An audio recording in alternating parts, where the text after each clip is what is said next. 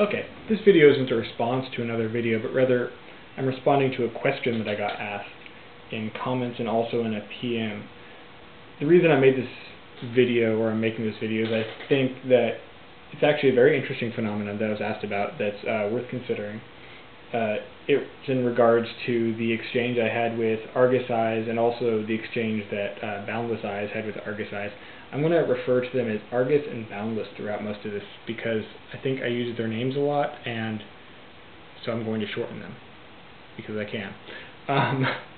Anyway, so I was asked by ArgusEyes in comments, and also by another person in comments, I think, though I don't remember who it was, what I think about the assertion that BoundlessEyes makes that, quote, "we have formed a boys club," and that explains how we can be nice to each other.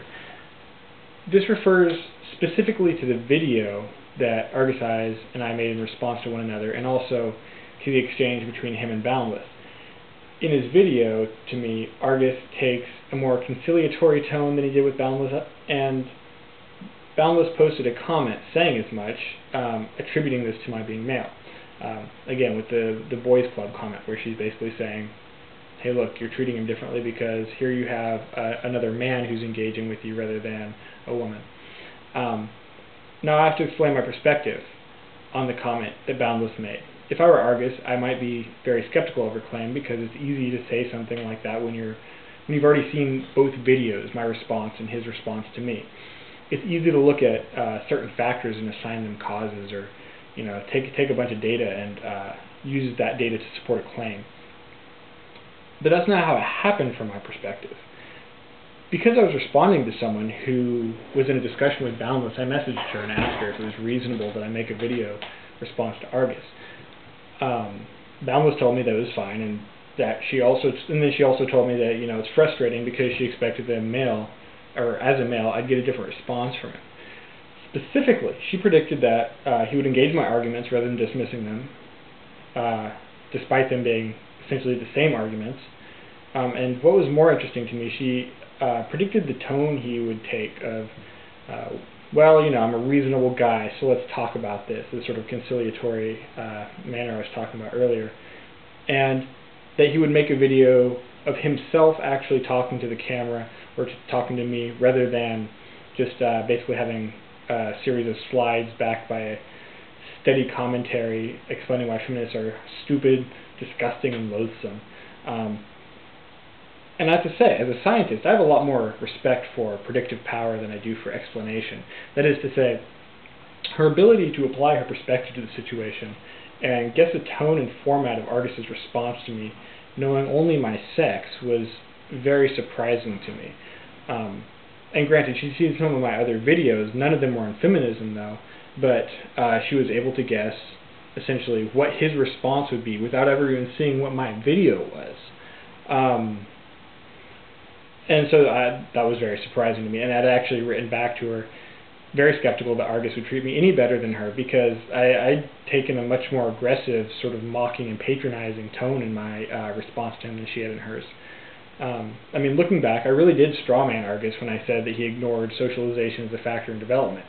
In my defense, the reason I ignored it is because he kept on trying to pretend that Boundless was saying that biology had no role, which she wasn't. And it kind of makes it very hard to tell what Argus actually thinks because he never said, which roles biology is playing. Biology playing a role doesn't mean a causal role in specific areas of employment, as he seems to imply.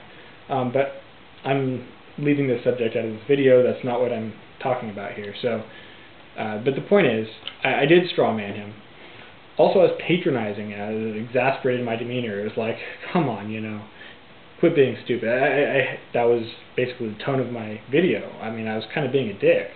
And lastly, I didn't just point out the reasons why I thought his use of Nazis, Stalinists, Communists, and Islamic terrorists were not appropriate comparisons for feminists. I did it sarcastically. And, of course, I made the comment at the end saying, maybe you'll call me a Nazi sympathizer, further implying that his argument was kind of stupid and irrational because, I mean, clearly it's stupid and irrational to think I'm a Nazi sympathizer, right? I mean, that was the implication of my comment. And again, it was insulting, and it wasn't particularly, you know, it wasn't necessarily an intellectual engagement. But and before making this video that I'm making now, I went back to watch each video that Boundless and Argus made in their exchange to see if there were any glaring moments of insulting or hysterical content on either side, and to generally make sure my memory of the tone taken by both sides was accurate. Argus claimed in his comments that a boys club mentality was a stupid claim, and that Boundless had, quote, called me an asshole and acted like a cunt in her own videos, end quote. I saw none of that in her videos. In fact, I saw a long tirade by Argus calling feminists and feminism loathsome, stupid, evil, confused, naive, dishonest, and, you know, whatever else. And then you have Boundless, on the other hand, who was essentially explaining her beliefs rather than making any comments about Argus's character or the character of men or MRAs in general. And most telling, I thought, was the last minute or so of Boundless's last response to him, where she essentially spliced together a stream of insulting and patronizing language that Argus had used throughout his videos to her. And the more I examine and contrast these videos with the videos that respond to me, the more disturbed I am. I don't believe Argus is trying to be sexist. I don't believe that he thinks he's sexist, and what I see here, though, is a differential treatment of individuals where the clearest possible cause is a difference in sex. Now, I'm open to other hypotheses. If people want to give me some other hypotheses, maybe he responds better to abuse. Maybe because I was more of an asshole, he decided that he'd talk to me more even footing. Maybe because he thinks that American accents just, you know, make me sound really bright, so he'll engage with me differently. I don't know. I'm open to other hypotheses, but to me, this looks really clear. And Boundless's prediction of his behavior was surprising to me, to say the least. And to me, this really makes a beautiful example of how patriarchal socialization results in men being taken more seriously in an unconscious way by men with the best of intentions. That is to say, ArgusEyes is making an effort to engage intellectually with people here. And maybe some of you won't agree that he has the best of intentions, but I'm going forward with that assumption.